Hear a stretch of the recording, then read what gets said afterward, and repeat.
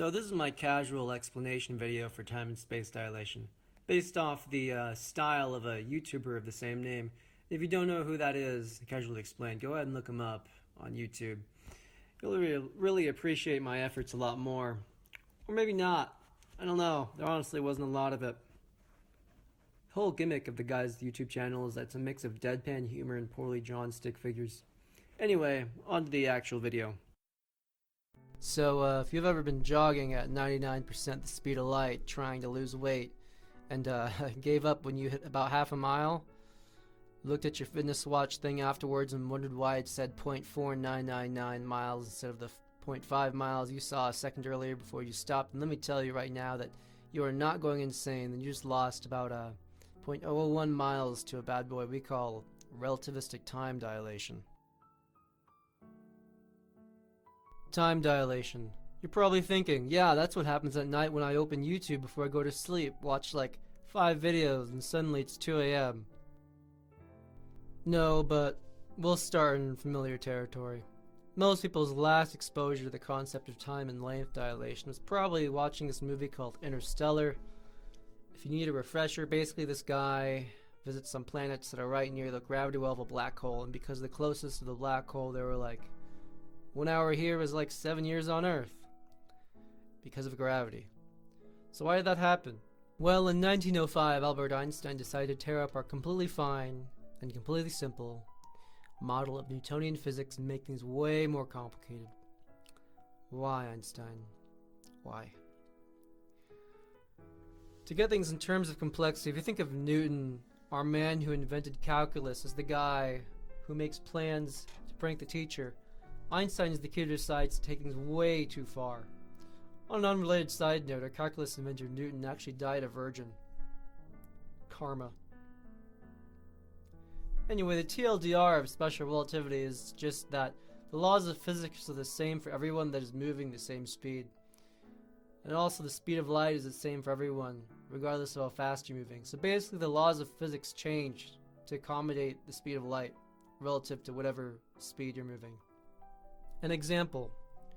Imagine me sitting inside a room on Earth, just a typical day, smelling the flowers, battling the existential horror of the universe. I can feel Earth's gravitational field on me, of course. Now strap some rockets onto that room and yeet me out into interstellar space with an acceleration of 9.8 meters per second, the same as Earth's gravitational acceleration. There would be no way for me to tell if the thing forcing my feet into the ground was gravity or just acceleration. Einstein then wondered how light would behave in our room. If I shined a flashlight across the room, the light would appear to be bending downwards. That would happen because the floor of the room would be catching up to the light beam at an ever faster speed. So the floor would catch up with the light. Since gravity and acceleration are really the same thing in this experiment, we can't tell the two apart. Light would bend in a gravitational field. You're probably still confused, so another example. Just accept for a moment the truth that the speed of light is constant. That's because the speed of light really has nothing to do with light, and more to do with the fact that it's the speed of causality, or the speed at which information is relayed.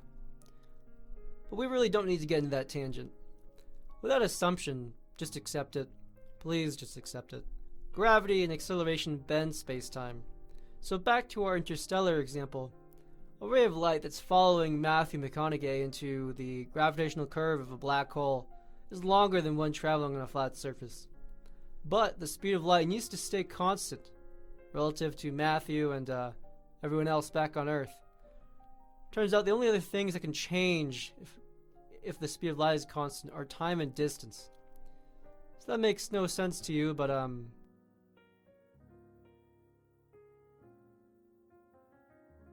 give our boy Einstein another 8 years, throw in some serious math, which, by the way, we all know is just depression, but with extra steps.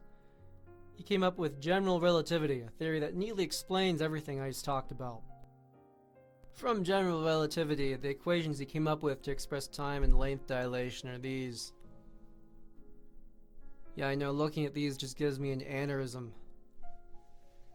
T prime is your dilated time, T is your stationary time, same deal with distance. If you can't quite understand what all this means, don't worry about it. Basically, if you're moving at a certain speed and there's light moving alongside you, you'd think you'd see the relative velocity as the speed of light minus your own speed, but in reality, distance shortens so that you observe the speed of light as just c, and time slows down to do the same. So distance and time contract or dilate to compensate for whatever speed you're moving, basically. Now, let's apply this back to Interstellar. We know that at the beginning of the movie, Murph was 10 and Cooper was like 35. By the end of the movie, Cooper was 37 and Murph was 124. Hence, the dilated time was 2 years and the stationary time was 114 years.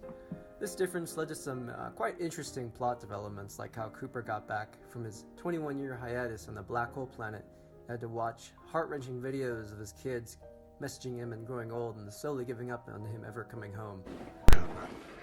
Messages span 23 years. Play from the beginning. Hey, Dad. Checking in. Saying hi. Finished second in school. This curlic's still giving me C, so pulled me down, but second's not bad. Grandpa attended the ceremony. Oh. I met another girl, Dad. I really think this is the one. Her name's Lois. It's her right there. Murphy stole Grandpa's car. She crashed it. She's okay though. Hey, Dad. Look at this. Your grandpa. His name's Jesse. I kind of wanted to call him Coop, but Lois says, maybe next time. But Donald says he's already earned the great part, so we'll just leave it at that. Shoulder. Oh dear. Oh dear. Uh-oh. Say bye-bye, Grandpa. Dang it, Christopher Nolan, your gosh-fetching cinematic brilliance. Anyway, how much gravitational acceleration would Cooper have to experience on that planet for 1 hour there to be 7 years on Earth? Hold on to your butts, because we're about to do some math. Start with t prime is equal to t times root 1 minus v squared over c squared. We'll move t under t prime, as seen in 2, and then we'll square both sides since they're equal to each other. Then we'll subtract 1 from both sides. And then from there, we'll move c squared over to the left, as in 5. And you'll have to forgive me, I think I forgot a negative sign. I'll fix that later. And in 6, we have your final expression. You root the left side to solve for velocity. Substituting for our known values, we find that the planet had to be moving at 99.999, and I'm just going to cut this off here because there's a lot more nines, percent the speed of light in order for this ridiculous time dilation to happen. Just on a side note, in order for space-time to be dilated that much, the planet would literally have to be on the cusp of the event horizon of the black hole. And in reality, the tidal forces on the planet would rip it apart long before it had such crazy dilation. Like, that's some, ridiculous, warpage. That's stupid.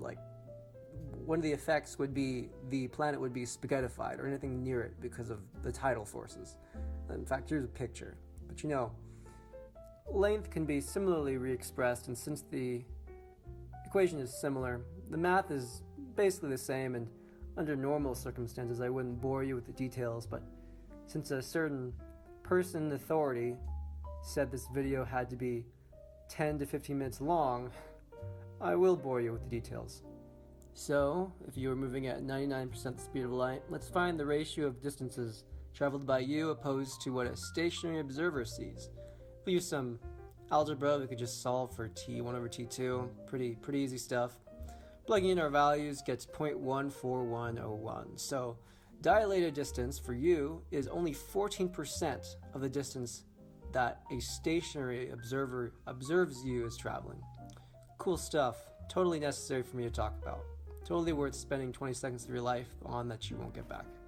Anyway, the reason why you can't go faster than the speed of light is because of the mathematical singularity that happens when you actually reach the speed of light.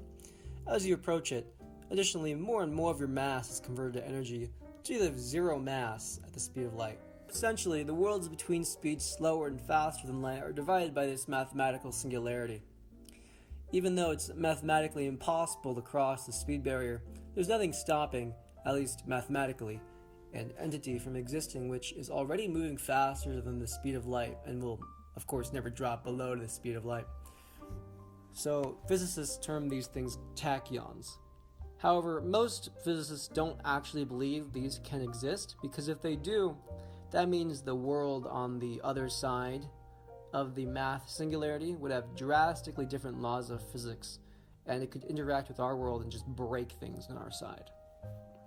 For example, one of the foundations of physics is causality, that is, cause must precede effect. If tachyons exist, the consequences of, let's term it time dilation, since we don't have a better word for tachyons, is that they would travel in the opposite direction in time. Effects would happen before cause, because the tachyonic timeline is reversed. We could use these things, these tachyons, if they existed, to build telephones out of them, which could send messages into the past. And as the greatest human achievements in cinema can attest, time travel or anything like it wouldn't turn out so well. In summary, since these two worlds of faster than light particles and slower than light particles would have drastically different laws of physics, and they could interact and break each other's laws, the conclusion that most of us draw is that only one world exists, the slower than light world, our world. In fact, a consequence of this math is that you'll never actually reach the speed of light. Speeding up once you're really close to the speed of light requires just infinitely more and more energy. You're like basically chasing a goal you'll never reach. Kind of like if you were little and saw someone getting high, and so you just try to snort Smarties and you're snorting more and more, but you couldn't actually get high. Yeah, I have no idea why I left that in. You actually have to be going really, really fast in order to see any real-time dilation, like 10% the speed of light fast. So for that reason, no one's ever actually going to know what it feels like. But despite that, I think most guys know what it probably feels like to experience time dilation. It's kind of like when you're talking to a really cute girl and trying to get the courage to ask her out. In reality, it takes about 2 seconds for you to get your heart ripped out, but while you're standing there, stuttering, Mr. Playerman, and trying to get the words out, it feels like an eternity. Just translate your stress levels into speed. So in conclusion, if you laughed at any of my feeble attempts at humor, go ahead and hit that 100% peer review, help a brother out. I'd really appreciate it. Spent a lot of time trying to think up these really cringy jokes and watching those casually explained videos on YouTube. So yeah, thanks for watching.